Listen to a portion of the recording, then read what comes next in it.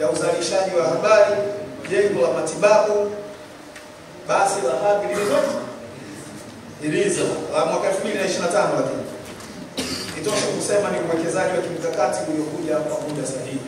Swala hata rafiki yangu Ahmed anaenda kupata ofisi yake sio swala la kulichukulia kwa wepesi. Makofi kwa kampuni ya Jeuzi.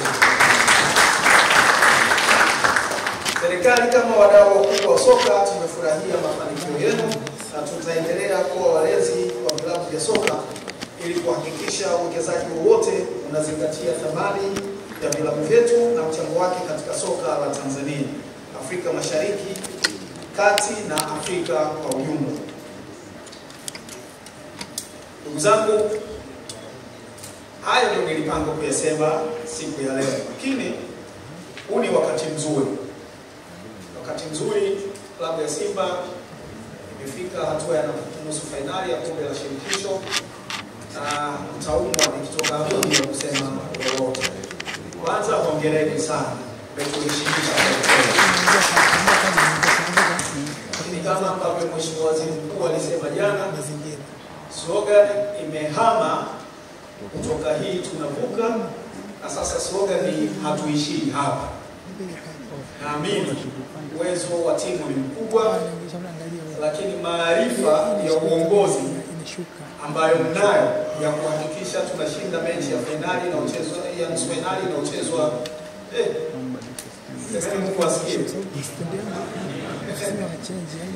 Mechi ya nusu finali na mchezo wa Zanzibar ya kwanza tarehe 20 na ile itakayokwenda kuchezwa South Africa tarehe 27.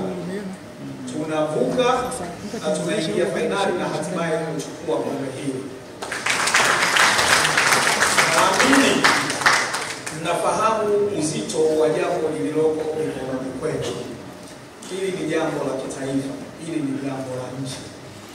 Lazima muhakikishe kwamba yote ambayo yako kwenye uwezo wa kibinadamu yanaweza kufanyika ili Simba iingie fainali na ichukue ubingwa wa kombe la shirikisho barani Afrika yanafanyika.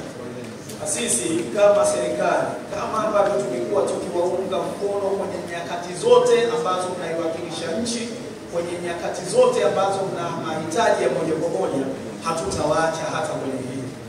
Na niwahakikishie mtaungwa mkono kwa kiwango cha juu kabisa kuhakikisha akili zenu, maarifa na uwezo wenu wote unabaki kwenye kuhakikisha mnashinda mechi hizi.